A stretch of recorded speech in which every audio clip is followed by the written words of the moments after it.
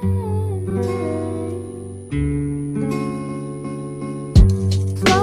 kisses passing by the river.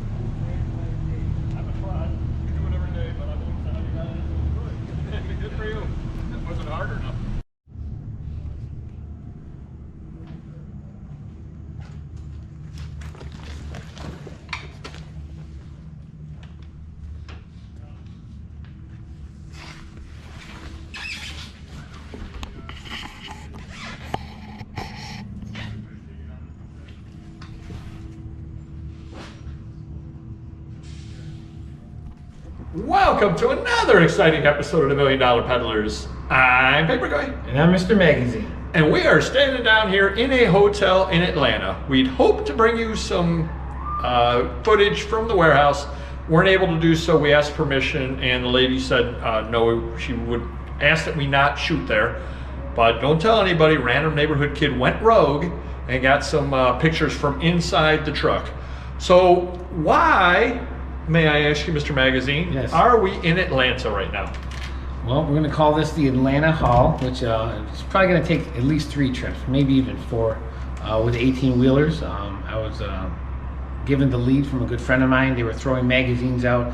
They were one of the top, probably 2 or 3 magazine dealers in probably the world or at least the country. Now, let me tell you, if I could interject for a second, it actually was breaking my heart because I was watching the people running the warehouse and they were actually throwing magazines into the dumpster as I was standing there, and I'm like, oh, can I fit those into my bag? Can I fit those into my carry-on? Because they have so many magazines and they have to be out by end of October. They did have 3 warehouses. One warehouse before we found out was totally, everything was thrown out in there. Hundreds of thousands of magazines. So I found out when they were at the second warehouse, I made a deal if I could take at least a majority of the magazines, both adult and non-adult stuff. The first truck ended up taking 13 pallets, about 50,000 magazines, I think it was. So, but we got a couple more trucks coming down here to get the rest. And I want to give a big shout out to the employees over there. This, Mr. Magazine brought Random Neighborhood Kid, Paper Goy, and the Mighty Greek down because we weren't aware of what we were going to get into. Right. They did a wonderful job. I have to absolutely say they did a wonderful job. We had shown up and the truck was already parked there, and 5 pallets were already on the truck. Now we started doing some math, and how much did you think a box weighed when you came down? We weighed some of our own banker boxes, and they were anywhere from 38 to 42 pounds, so we averaged them out about 40. And then we grabbed a couple of the boxes here, and Mr. Magazine brought a scale down with him, and we weighed the boxes out.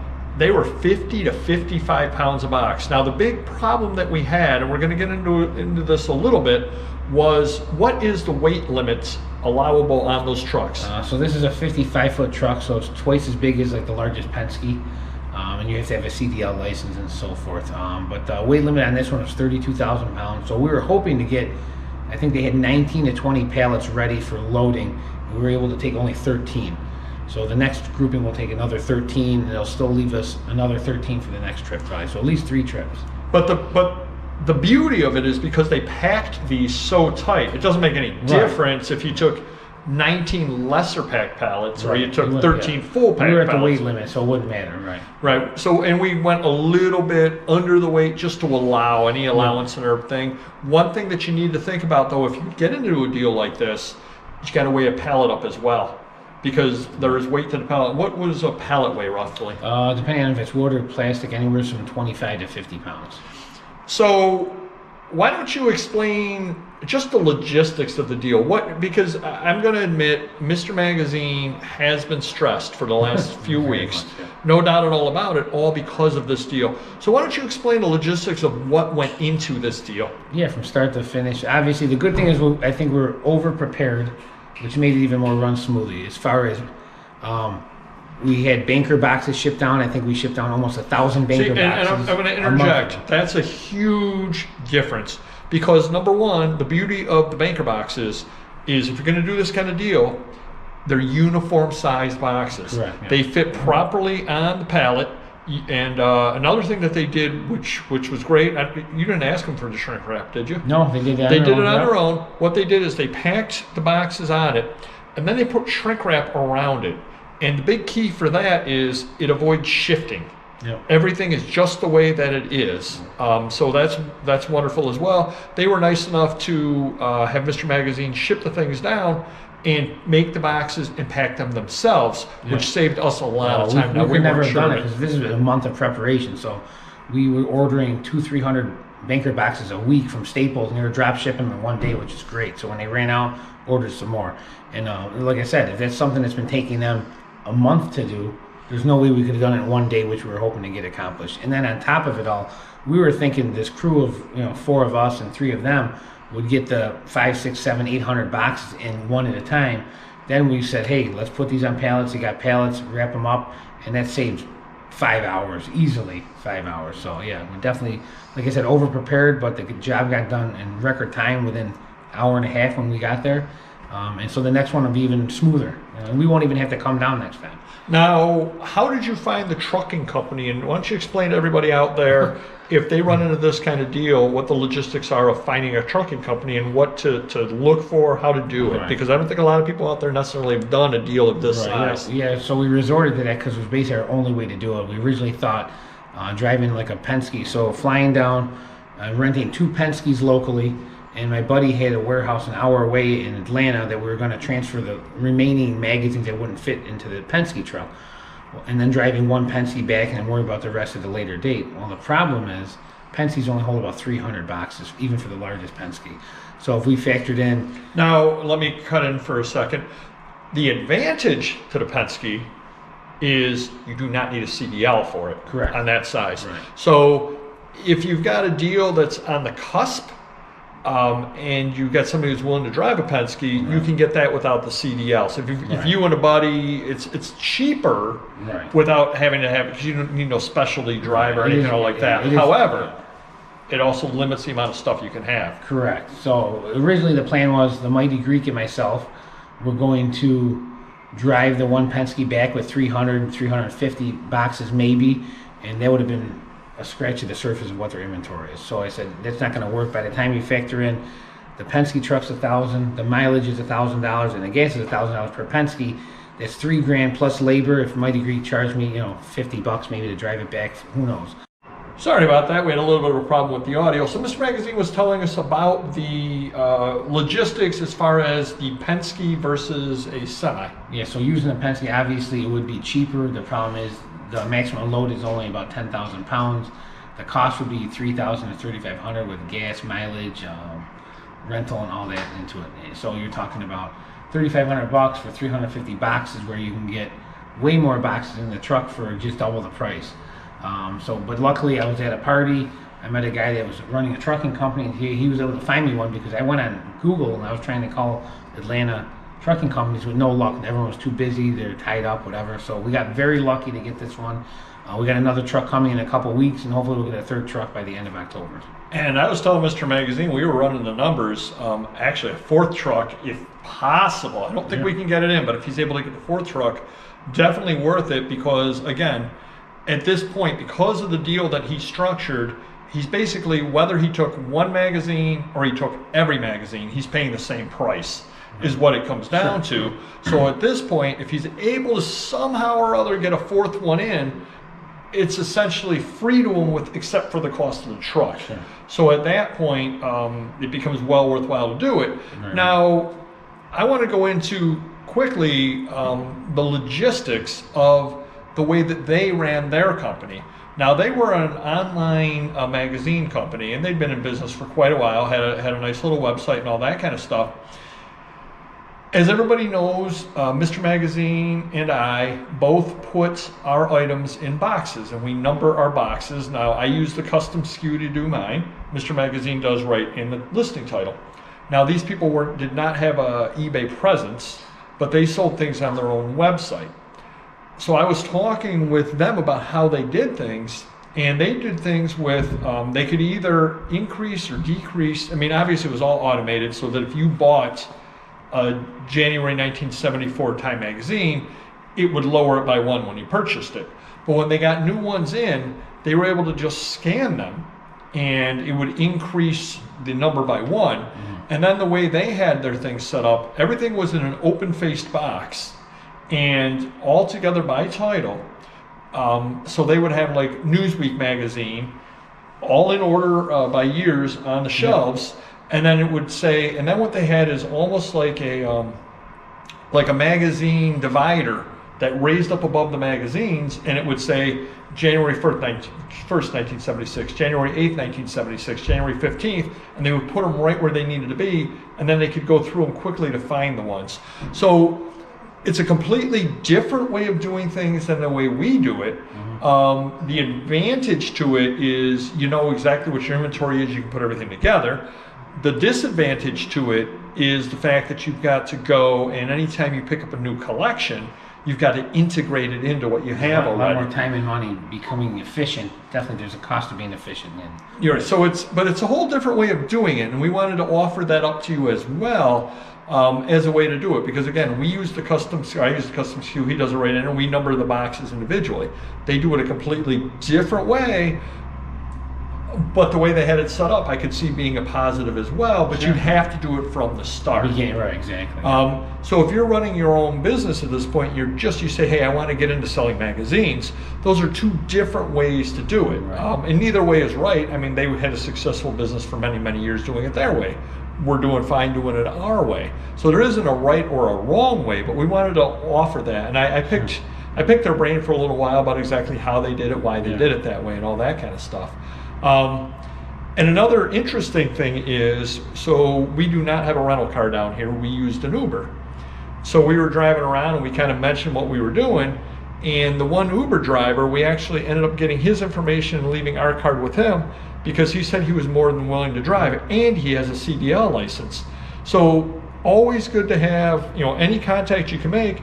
We may not use this individual for 3 years. And all of a sudden we reach out to him. If his number hasn't changed, we may have somebody down in Atlanta. Sure. Let's say, because I know Mr. Magazine has mentioned he had a friend who has a warehouse. Let's just say that you get down to the last little bit left. Yeah. You could call him with a Penske. Yeah. You could drive over to your friend's warehouse. Now you've at least got the stuff and saved it from the dumpster. Yeah, that's true. And you've got somebody over here in order to do it. And then you can worry about getting it home in the future. Right. Any other comments about the deal as far as, it was easy enough to work out? Yeah, it was being easy. Like I said, the crew down there got everything prepared for us, saved us a lot of time. We wouldn't have been able to do that just in one day. That took them a month to do, And now it's going to take them another 2 weeks to get the rest of the pallets ready for the next trip. So we're really good to go. And obviously the key is I couldn't have bought this unless I had my container emptied. We obviously did a deal with the gentleman in Pennsylvania. He took the contents of the container. Now we have a whole container empty for at least 1,000 boxes for trip 1 and 2. Hopefully should fit in there. Well, and I want to say another thing that I would not have thought of, but I want to give a shout out to the crew that was down at the warehouse. They actually, not only did they put everything on there and wrap it up nicely so it doesn't move, they also put a piece of paper in the top how many boxes were on top, which made it so much easier because we didn't have to count the boxes. So we could just add the numbers up that they had on top, multiply out by 50 pounds a box, figure out, and then add a little bit for the pallets and figure out how much we could get on before we'd be overweight or not. Well, and on top of it all, they labeled all the boxes what was the content, so what the titles were, which is great. So now, not that I'm not going to list a certain title or another title, but if I want to, hey, let's take this pallet because this has a better stuff on it. Let's get this on now. Let's save this pallet because we got a lot of that in inventory already. So that even saves time. And even just something small like that. How many boxes are you getting?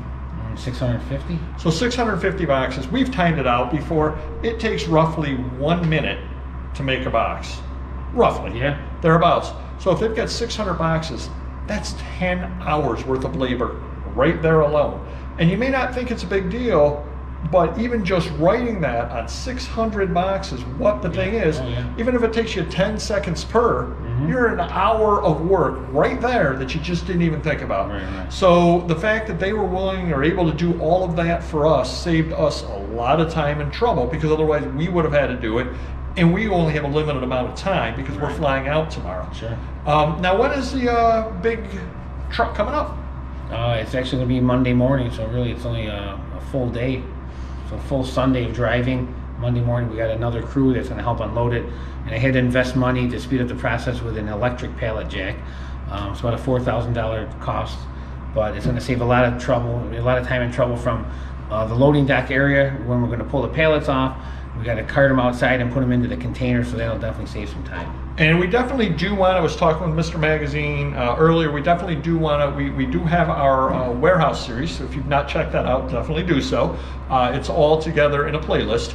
We do want to add another segment to it, just kind of an updated episode. I think we had 13 episodes or something like that. We want to add an updated one as well, show the electric pallet jack, kind of show around, because I don't think we had all the pods last time and the like.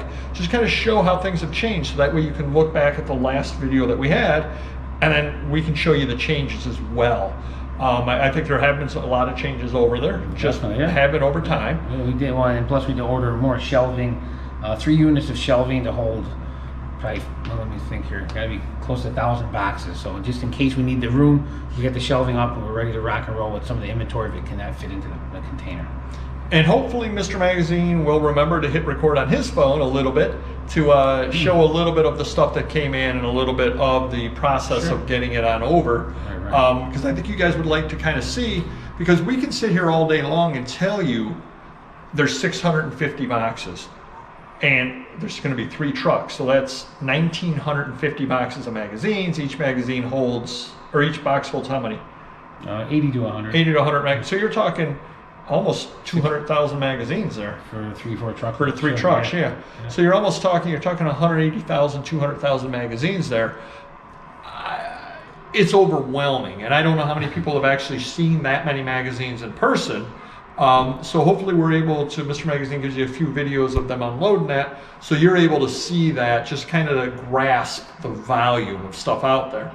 And the crazy thing about it is there are other dealers out there the size of you and of this dealer as well. There are a lot of magazines out there, and it definitely is a viable way to make a living if you decide to go that way. Really, storage, I would say, is probably the biggest issue to go that way. Absolutely. One other quick thing that I found interesting, because I was chatting them up, they had almost none, in fact, none of the things that I liked. I think the earliest magazines they said that they dealt with was the 1930s. Now, I like the stuff from the 1880s through about 1940. So they had almost nothing of my stuff. So they would never be a competitor of mine per se, because they dealt in a lot more in the new stuff. So there's money to be made in the newer stuff, older stuff, and so on.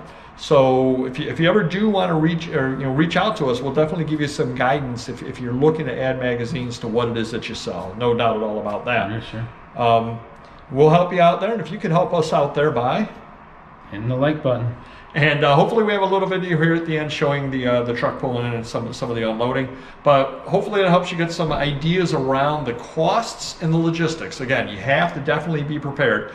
If we flew down to Atlanta and this was our first deal and we didn't have them doing all the stuff, we'd be taking work off for a couple of days just panicking about exactly how. For the first truckload alone. One last thing I wanted to get into was some of the costs involved with the truck. What was the deal with the driver as far as wait time and the like?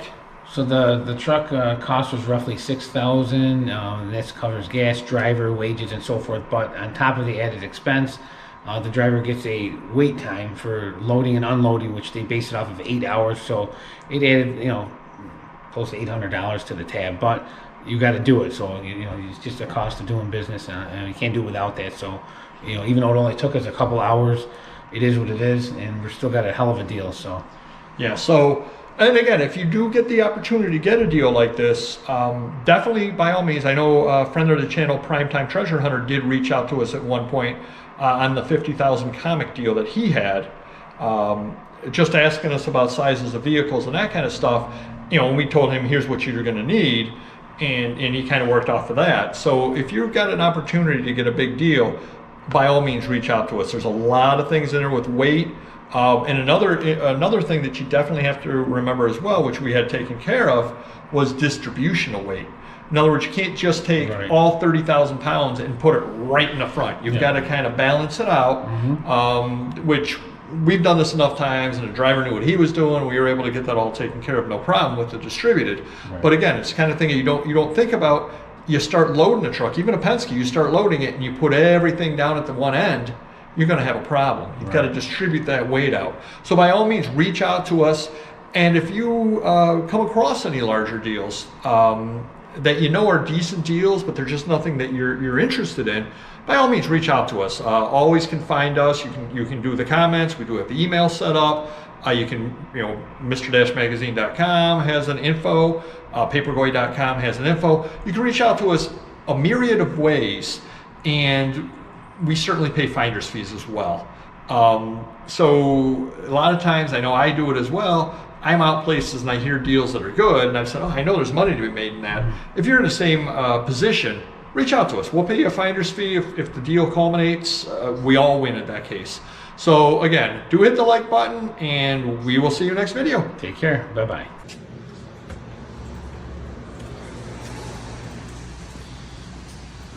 Mr. Magazine here, looking at a partially loaded 18-wheeler with 50,000 magazines. Obviously, as you see down below, we got to work under these conditions. It's raining today. Not much we can do about it, but everything's on pallets and wraps, so very good to the Georgia crew down there. They took care of everything, so everything's sealed, protected. This is how they came on the pallets. Basically, 45 to 50 boxes each. If in a perfect world, the banker boxes are nice bricks, but they have a tendency to slide around in the truck. If they're not banker boxes, they're not evenly distributed. As you can see, those brown boxes.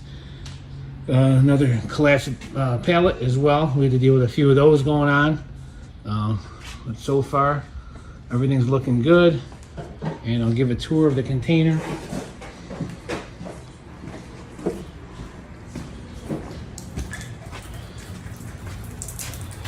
Dealing with the rain.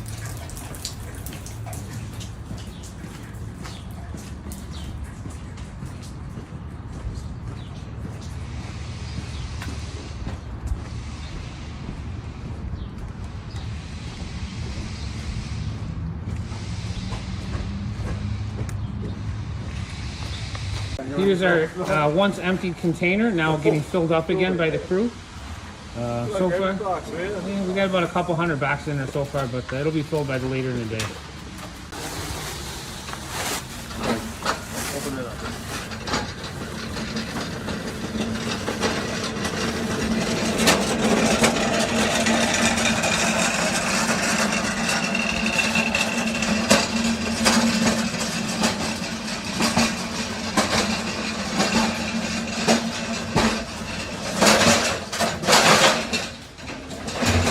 We're here, Mr. Magazine here, fighting Mother Nature. We had to get the tent out because the rain's pouring down. Let's see the progress. Looks the same when I left an hour ago. No, I'm just kidding. We had some rain. We invested in an electric pallet jack, as you can see. $4,000 investment, but working like a charm. Getting down there, we still got the water coming in here, but everything seems to be safe and sealed, and about 75% done at this point.